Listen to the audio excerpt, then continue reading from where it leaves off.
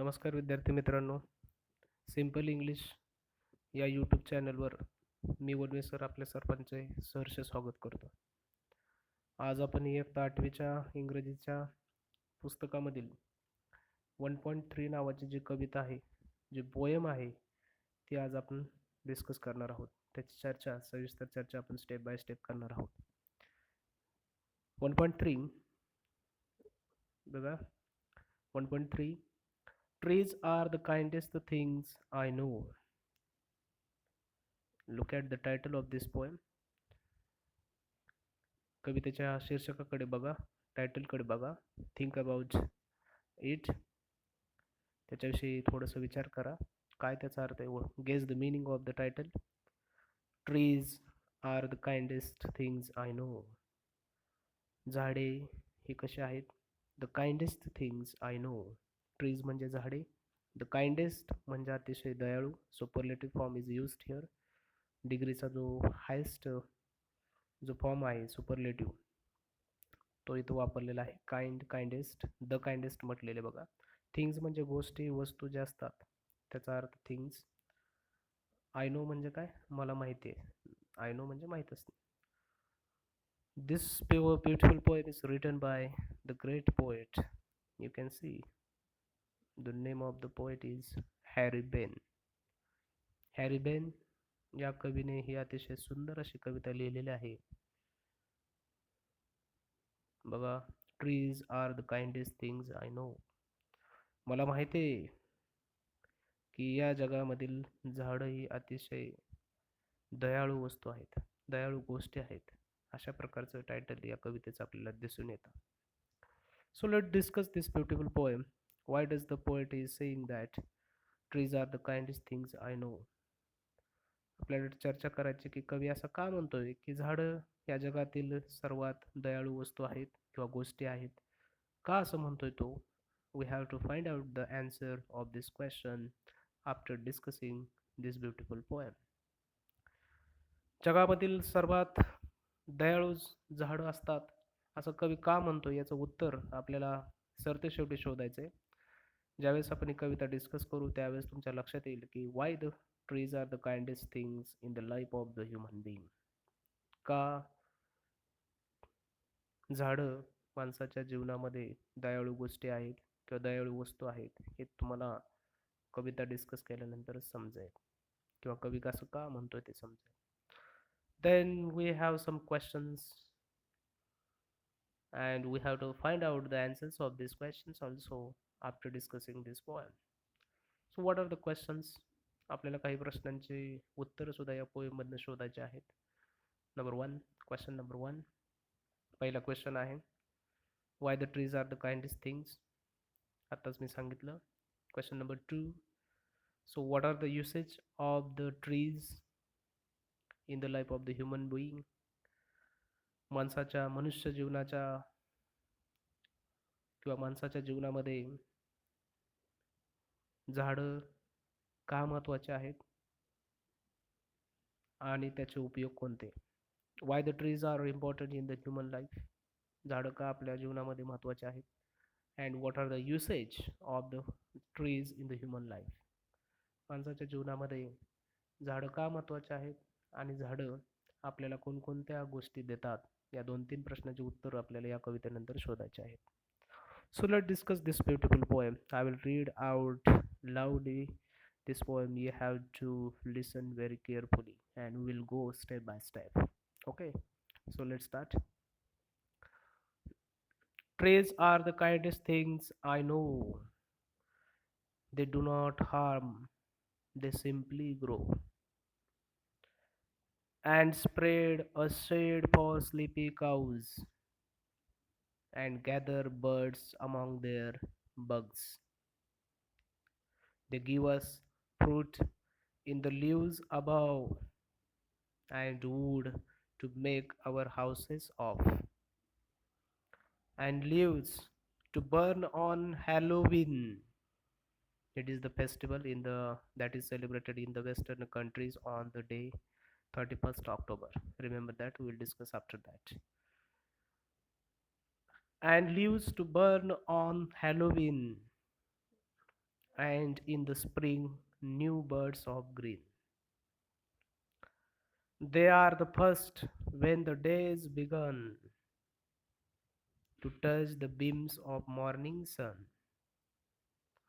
They are the last to hold the light when evening changes into night. And when a moon floats on the sky, they hum a drowsy lullaby. Drowsy lullaby. We'll see the meaning of this new word also. When a moon floats on the sky, they hum a drowsy lullaby of sleepy children long ago. Trees are the kindest things I know. I know. Harry Ben. अतिशय सुंदर अशी कविता आहे, आपण अभ्यासणार आहोत. बघूया पहिल्या स्टांजामध्ये, पहिल्या कप्लीट मध्ये काय म्हणतोय कवी. कप्लीट म्हणजे काय, दोन वाक्य ज्यावेळेस एकत्र येतात त्याला कप्लीट असं म्हटलं जातं. Trees are the kindest things I know. कवी म्हणतोय की झाडं हे अतिशय दयाळू असतात. काइंडेस्ट, काइंड म्हणजे दयाळू असणे, थिंग्स म्हणजे गोष्टी. आय नो, या जगामध्ये जेवढ्या काही गोष्टी आहेत मला माहिती आहे. कवी म्हणतो आय नो म्हणजे माहीत असणे. कवी म्हणतोय मला माहीत आहे की या जगामधील जेवढ्या काही गोष्टी आहेत, वस्तू आहेत, त्या सर्वांमध्ये the trees, among them the trees are the kindest things. त्या सगळ्यांमध्ये झाडं अतिशय महत्त्वाचे आहेत. The trees are very important in this world. या जगामध्ये सर्वात जास्त झाडं महत्त्वाची आहेत. Because they are the kindest things. झाडं ही अतिशय दयाळू असतात. कारण झाडे अतिशय दयाळू असतात, दया करतात. माणसांवर, प्राणीमात्रांवर, सगळ्यांवर ते दया करतात. The trees are helping to everyone in this world. झाडं ही काय करत असतात, सर्वांना मदत करत असतात. They help to the animals, they help to the birds, they help to the human being. ते कोणाकोणाला मदत करत असतात, माणसाला मदत करत असतात, ते प्राण्यांना मदत करत असतात, ते पक्ष्यांना मदत करत असतात. दे do not differentiate between the human and the animals. ते कुणाही कोणत्याही गोष्टीमध्ये डिफरन्शिएट करत नाहीत, कधीही भेदभाव करत नाहीत. झाडांमध्ये भेदभाव करत नाहीत, पक्ष्यांमध्ये भेदभाव करत नाहीत, किंवा प्राण्यांमध्ये भेदभाव करत नाहीत. कोणाशीही ते भेदभाव करत नाहीत. They have the equality quality. त्यांच्याकडे समानता हा गुण चांगला भरलेला आहे. म्हणून कवी असं म्हणतोय की trees are the kindest things. झाडंही अतिशय दयाळू आहेत, कारण ते सर्वांना मदत करतात, प्राण्यांना मदत करतात, पक्ष्यांना मदत करतात, माणसांना मदत करतात. ते भेदभाव करत नाहीत. ते असं कधीही म्हणत नाहीत की तो अमक्या जातीचा आहे, तो वेगळ्या जातीचा आहे, तो अमक्या गावचा आहे, तो तमक्या गावचा आहे, असं कधीही म्हणत नाहीत. ते सगळ्यांना मदत करत असतात. आणखी काय म्हणतोय बघा, सेकंड स्टांजा, सेकंड लाईनमध्ये, they do not harm, they simply grow. They do not harm, they म्हणजे कोण, ट्रीज. दे म्हणजे ते. They do not harm, harm म्हणजे काय, इजा पोहोचवणे, हानी करणे एखाद्या गोष्टीची. सिम्पली ग्रो म्हणजे काय, ग्रो म्हणजे वाढणे. झाडे वाढतात ना, त्याला ग्रो असं म्हटलं जातं. सिम्पली म्हणजे अतिशय सरळपणे, साधेपणाने काय होते, त्यांची वाढ होत असते. दे डू नॉट हार्म, ते कोणालाही हानी पोहोचवत नाहीत. आता इथून तुमच्या प्रश्नाचं उत्तर सुरू होतं बरं का. द काइंडेस्ट थिंग्स, झाडं का काइंडेस्ट आहेत, सुपरलेटिव्ह फॉर्म आहे. सर्वोत्कृष्ट का आहेत झाडे, तर त्याचं उत्तर इथे तुम्हाला मिळून जाईल. कारण झाडे काय करत नाहीत, ते डू नॉट हार्म, ते कोणालाही हानी पोहोचवत नाहीत, ते कोणालाही इजा पोहोचवत नाहीत. आणि ते सिम्पली ग्रो, ते अतिशय शांतपणे काय करत असतात, अतिशय साधेपणाने त्यांची वाढ होत असते. बरोबर आहे का नाही. ग्रो म्हणजे वाढवणे. बघा पुढचा कप्लीट, बघा पुढचा स्टांजा बघा. And a spread a shade for sleepy cows. झाडं काय करत असतात? स्प्रेड करत असतात. स्प्रेड म्हणजे काय? पसरवणे. शेड म्हणजे काय? सावली. स्लीपी म्हणजे काय? झोपाळू. काऊज म्हणजे काय? गाया. गाया असतात ना आपल्याकडल्या, त्याला काऊज म्हटलं जातं अनेक वचने. कवी असं म्हणतो की trees are the kindest things. झाड अतिशय दयाळू आहेत या जगामधली, कारण they spread a shade for sleepy cows. जर तुम्ही डोंगरावर गेला, गायांच्या कळपांमध्ये जर फिरला, झाडांखाली ज्यावेळेस उन्हाळा चालू असतो, समर वेकेशन चालू असतो, त्यावेळेस गाई वासरं काय असतात, दुपारच्या वेळेस त्या भर उन्हामध्ये ते शेड शोधत असतात, सावली शोधत असतात बसण्यासाठी दुपारच्या वेळेमध्ये. मग हे सावली पुरवण्याचं काम कोण करत असतं? शेड पुरवण्याचं काम कोण करत असतं? तर हे झाडं करत असतात. हे सावली पसरवण्याचं काम कोण करत असतात? झाडं करत असतात. स्प्रेडिंग करण्याचं काम कोण करत असतं? ट्रीज करत असतात. त्या झोपाळू गाया ज्यावेळेस त्या झाडाखाली येतात, त्यावेळेस त्या सावली पुरवण्याचं काम, त्यांना सावली देण्याचं काम या गायांकरता सावली देण्याचं काम ही झाडं करत असतात. ते स्प्रेड करत असतात shade for sleepy cows and gather birds among their bugs. एवढंच ते करत नाही, त्याच्यावर ते थांबत नाही. दे गॅदर बर्ड्स. गॅदर म्हणजे काय करणे? गोळा करणे, टू कलेक्ट. बर्ड्स म्हणजे पक्षी. Among their bugs. झाडं हे काय करत असतात? पक्ष्यांना गोळा करण्याचं काम करत असतात. परंतु कुठं? But where? बग्स. बग्स म्हणजे काय? ब्रँचेस. ब्रँचेस लक्षात ठेवा, महत्त्वाचा शब्द आहे बग्स. झाडाच्या ज्या फांद्या असतात त्यांना ब्रँचेस असं म्हटलं जातं, बग्स असं म्हटलं जातं. आणि ह्या झाडांच्या फांद्यावर बोलवण्याचं काम, घरटी बांधण्यासाठी ते काय करत असतात? एक प्रकारे पक्ष्यांना बोलवत असतात. त्या पक्ष्यांना सावली देण्याचं काम, त्यांना घरटी बांधण्यासाठी जागा देण्याचं काम सुद्धा काय करत असतात? ही झाडं करत असतात. म्हणजे तुमच्या लक्षात येईल की झाडं काइंडेस्ट का आहेत? कारण ते कुणालाही हार्म करत नाहीत. ते अतिशय त्यांचं जीवन ते अतिशय साधारणपणे अतिशय नॉर्मल लाईफ ते जगत असतात. कोणालाही ते काय करत नाहीत, इजा पोहोचवत नाहीत. त्याचबरोबर दुपारच्या वेळेमध्ये जे गाई वासरं जे असतात, ज्यावेळेस त्यांना सावलीची गरज असते, शेडची गरज असते, ते सावली पसरवण्याचं काम सुद्धा ही झाडं करत असतात. त्याचबरोबर जे पक्षी असतात, ते पक्षी पक्षी ज्यावेळेस उन्हाळ्यामध्ये किंवा दुपारच्या वेळेमध्ये ज्यावेळेस फिरत असतात, त्यांना जागा देण्याचं काम हे सुद्धा काय करत असतात? जागा देण्याचं काम ही झाडं करत असतात. आणि ही जागा कुठं देतात झाडं? तर त्यांच्या ब्रँचेसमध्ये देत असतात, बग्समध्ये देत असतात. त्या फांद्यांवर जागा देण्याचं काम सुद्धा हे झाडं करत असतात. They give us fruit in the leaves above and wood to make our houses of. आता झाडं काऊजसाठी काय करतात हे बघितलं, ते कोणालाही इजा पोचत नाही हे बघितलं. परंतु झाडं हे आपल्याला कशी उपयोगी पडतात? How the trees are useful to us? You will get the answer of this question in this stanza. झाडं माणसाला कशी उपयुक्त असतात, याचं उत्तर तुम्हाला या स्टांजामधून मिळून जाईल. They give us fruit and in the leaves above and wood to make our houses of. Give म्हणजे देणे, अस म्हणजे आपल्याला, फ्रूट म्हणजे काय? फळे, लिव्ज म्हणजे पाने, अबाव म्हणजे वर, वूड म्हणजे काय? लाकूड. To make our houses of म्हणजे आपली घरं बनवण्याकरता. झाडं आपल्याला काय देतात? आपल्याला जर घर बांधायचं असेल मित्रांनो, तर आपल्याला काय लागतं? कशाची गरज असते? फर्निचरची गरज असते. फर्निचरची गरज असते, चांगलं फर्निचर असावं लागतं. खिडक्या दारं बनवण्यासाठी आपल्याला काय लागतात? झाडांची गरज असते. त्याच्यासाठी वूडची गरज असते, लाकडाची गरज असते. आणि हे लाकूड पुरवण्याचं काम कोण करत असतात? तर झाडच करत असतात. म्हणून कवी काय म्हणतोय बघा, दे गिव्ह अस फ्रूट. झाडं आपल्याला फ्रूट देतात, फळे देतात. In the leaves above. झाडं आपल्याला काय करत असतात? लाकूड देत असतात. वूड म्हणजे काय? लाकूड. To make our houses of. आपल्याला जर घर बांधायचं असेल तर आपण काय करतो? झाडांवर डिपेंड असतो, त्याच्यावर अवलंबून असतो. झाडांनी जर लाकूड दिलं नाही तर आपण घर बांधू शकत नाही.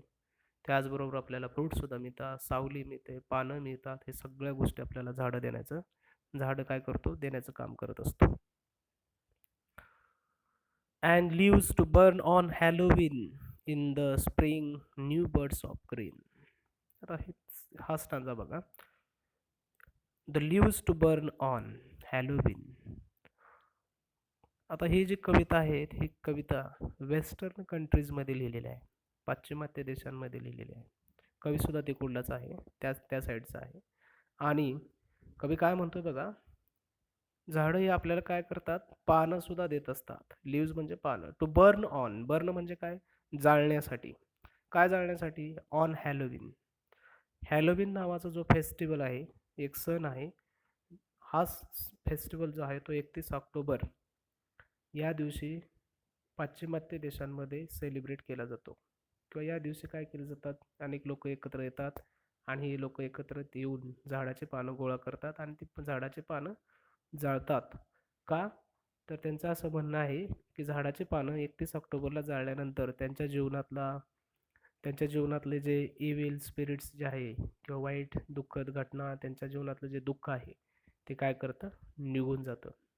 भूतं खेतं ही सगळी निघून जातात असं त्यांचं म्हणणं आहे.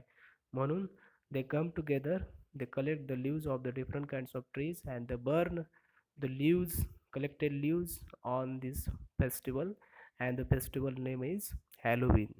या हॅलोविन नावाचा जो सण आहे 31 ऑक्टोबरला जो सेलिब्रेट केला जातो वेस्टर्न कंट्रीजमध्ये, आणि तो जो सीझन असतो म्हणजे तो जो ज्याला आपण म्हणतो की सीझन जो असतो तो ऑटम असतो. ऑटम म्हणजे आपल्या भारतामधले त्याला वसंत ऋतू असं म्हटलं जातं. आणि स्प्रिंग हा वसंत ऋतू म्हणजे कोणते महिने त्याच्यामध्ये येतात, मार्च, एप्रिल आणि मे हे 3 जे महिने असतात, या 3 महिन्यांना वेस्टर्न कंट्रीजमध्ये स्प्रिंग म्हटलं जातं, ऑटम म्हटलं जातं. या सीझनमध्ये तो काय केला जातो, सेलिब्रेट केला जातो. मग ह्या सणासाठी त्या वेस्टर्न लोकांमधील पाश्चिमात्य लोकांना झाडांच्या पानाची आवश्यकता असते आणि हे झाडाची पानं कुठून मिळतात त्यांना, तर झाडांपासूनच मिळतात, लक्षात ठेवा. In the spring new birds of green.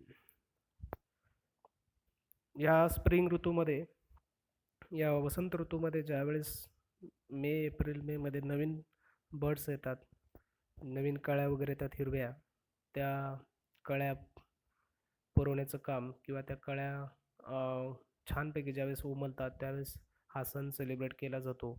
आणि हा सण सेलिब्रेट करण्यासाठी झाडाचे पानंसुद्धा तिथं वापरले जातात. हे झाडाचे पानंसुद्धा काय करत असतात, आपल्याला झाडच देत असतात. म्हणून that's why the poet is telling that the trees are the kindest things in this world. म्हणून कवी असं म्हणतो की झाडं ही या जगातील अतिशय दयाळू गोष्टी आहेत. पुढे बघा, they are the first when the days begun to touch the beams of morning sun. They are the first when the days begun. ज्यावेळेस दिवसाची सुरुवात होते, when the days begun म्हणजे सुरुवात होणे, बिगॅनचा पास्ट पार्टिसिपल बघा, बिगन.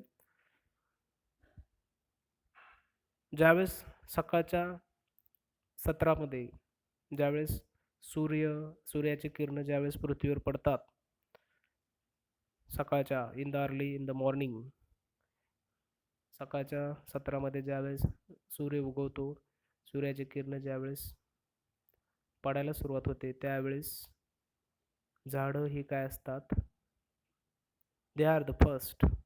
पहिल्यांदा ते काय करत असतात, त्या सूर्याच्या बीम्सला टच करण्याचं काम करत असतात. बीम्स म्हणजे काय, किरणे, सूर्याची किरणं. सूर्याची किरणं ज्यावेळेस पडायला सुरुवात होते त्यावेळेस झाडं या पृथ्वीतलावरील पहिल्या वस्तू असतात किंवा पहिल्या गोष्टी असतात, ते काय करत असतात, सूर्याच्या किरणांना टच करण्याचं काम करत असतात. म्हणजे काय, की ज्यावेळेस सकाळी सूर्य उगवतो त्यावेळेस पहिल्यांदा त्यांचे जे बीम्स असतात, बीम्स म्हणजे किरणे, ही किरणं कोणावर पडत असतात सुरुवातीला, तर झाडांवर पडत असतात. म्हणून झाडं काय असतात, दे आर द फर्स्ट, त्या पहिल्या पृथ्वीतलावरील पहिल्या गोष्टी असतात असं कवी म्हणतो. दे are the last to hold the light when evening changes into night. First त्याच्या अपोजिट काय लास्ट. पहिले काय कधी असतात झाडं तर मॉर्निंग बीम्स टच करण्यासाठी ते पहिल्या वस्तू आहेत या पृथ्वी तलावल्या. आणि लास्ट काय करतात ते they are the last to hold the light. Light म्हणजे प्रकाश सूर्यप्रकाश. होल्ड म्हणजे काय पकडून ठेवणे.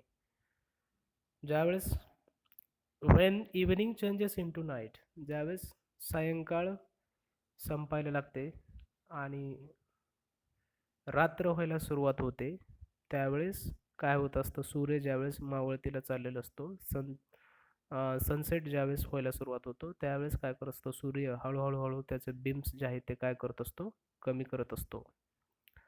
त्याचे सूर्याचे किरण हे अतिशय हळूहळू हळू कमी कमी कमी कमी कमी होत जातात आणि ही सूर्याची किरण काय करत असतात त्या झाडावर पडतात आणि ते सूर्याची किरण ज्यावेळेस झाडावर पडल्यानंतर त्या झाडाची सावली परत जमिनीवर पडते.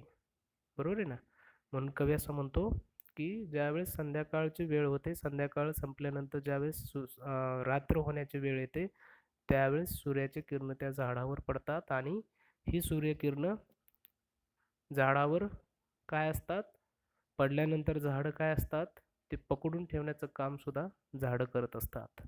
किती सुंदर वर्णन केलेले बघा. They are the last to hold the light. ते सूर्यकिरण पकडून ठेवण्याचं काम होल्ड करण्याचं काम सुद्धा काय करत असतात झाडच करत असतात. या पृथ्वी तलावर अनेक गोष्टी आहेत परंतु सूर्यप्रकाश पहिल्यांदा सूर्याचे किरण टच करणारी वस्तू कोणत्या आहेत तर झाडच आहेत किंवा गोष्टी झाडच आहेत आणि सूर्याची किरण अडवणारी सुद्धा झाडच आहेत असं कवी म्हणतोय. किती सुंदर वर्ण केले बघा.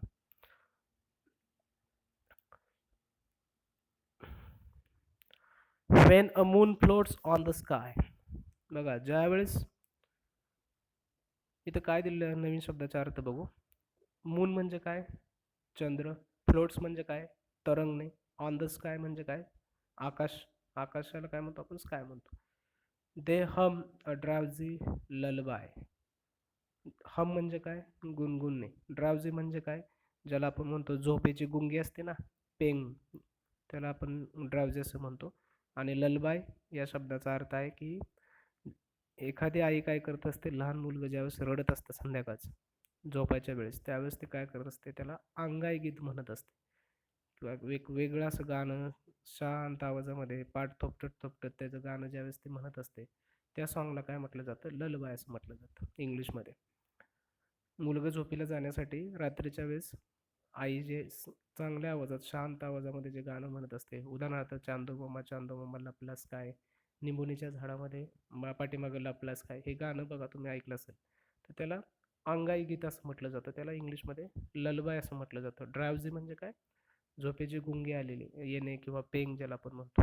आता काय म्हणतो कवी बघा. And the fan a moon floats on the sky. ज्यावेळेस आकाशामध्ये चंद्र हा काय करत असतो तरंगत असतो.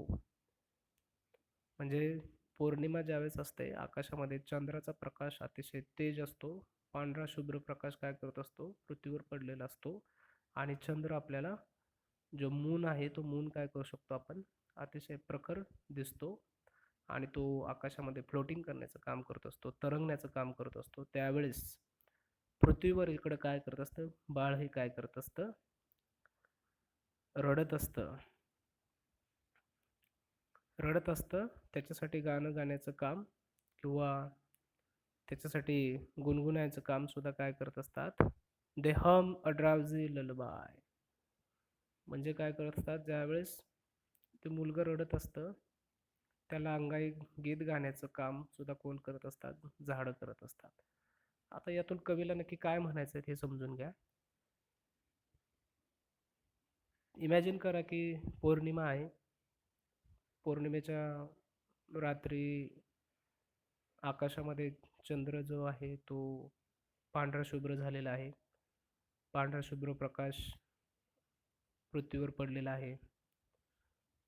आकाशामध्ये चंद्र फ्लोटिंग करतोय या जागेवरून त्या जागेवर तिकडे जातोय आणि इकडं खाली पृथ्वीवर एक आई आहे, तिचं बाळ बसलेलं आहे. बाळ रडत आहे. बाळ रडत आहे. आई त्याच्या पाठीवरून हात फिरवत आहे. त्याला थोपटण्याचं काम करत आहे. समोर झाडं आहेत. अंगणामध्ये खूप झाडं आहेत आणि सुंदर असा वारा सुटलेला आहे. भरदार, जोरात असा वारा सुटलेला आहे. आणि वारं सुटल्यानंतर काय होतं, की त्या वाऱ्यांचा अ, वारं सुटल्यानंतर ते जे झाडं आहेत, ते झाडं हालतात आणि हलल्यानंतर त्या झाडांच्या पानांचा विशिष्ट असा आवाज येत असतो. सळ सळ सळ सळ सळ आवाज आवाज येत असतो. त्याला रसलिंग साऊंड असं म्हटलं जातं. तर झाडांचा पानांचा आवाज एक सुंदर असं म्युझिक तयार करतोय आणि ते म्युझिक म्हणजेच काय, कवी असं म्हणतो, ते सुंदर असा झाडांचा पानांचा आवाज येत आहे आणि म्हणजेच काय करत आहेत, कवी असं म्हणतो की झाडं त्या मुलासाठी अंगाई गीत गाण्याचं काम करत आहेत. ड्राउझी ललबाय असं म्हटलेलं आहे. पेंग आलेल्या मुलाला झोपवण्यासाठी ते झाडं काय करत असतात, त्यांच्या पानाचा आवाज सो सो सो सो असा आवाज करत आहेत. म्हणजेच काय करत आहेत, त्यांनी इमॅजिन केलेले आहे की कवी असं म्हणतो की ती झाडाची पानं सुंदर असा आवाज करत आहेत. म्हणजेच त्या मुलासाठी अंगाई गीत गाण्याचं काम करत आहेत. झोपीला आलेल्या मुलाला ललबाय गाण्याचं काम, अंगाई गीत गाण्याचं काम करत आहेत. असं सुंदर असं वर्णन या दोन स्टांजामध्ये केलेलं आपल्याला दिसून येतं. So when a moon floats on the sky they hum. Hum म्हणजे काय, गुणगुणे. They hum a drowsy lullaby of a sleepy children long ago. Trees are the kindest things I know. जसं मी तुम्हाला सांगितलं की जे स्लीपी चिल्ड्रन आहेत, जे मुलं अगोदरपासून झोपी गेलेले आहेत, त्या झोपी गेलेल्या मुलांना त्यांच्या पानाच्या माध्यमातून गाणं गाण्याचं काम, अंगाई गीत गाण्याचं काम सुद्धा काय करत आहेत, ही झाडच करत आहेत. म्हणून कवी म्हणतो, trees are the kindest things I know. म्हणून मला माहिती आहे, या जगामध्ये झाडं हीच काय आहेत, उत्कृष्ट प्रकारची दयाळू वस्तू किंवा व्यक्ती आहेत, असं तो म्हणतो. याचबरोबर ही कविता इथे संपलेली आहे. कवितेचे व्हिडिओ जो आहे तो एकदा दोनदा तीनदा बघा, वाचा. कविता 2-3 वेळा वाचून काढा, मोठ्याने वाचा. नवीन शब्द त्याचे आहेत, त्याचा अर्थ नोटबुकमध्ये लिहून काढा.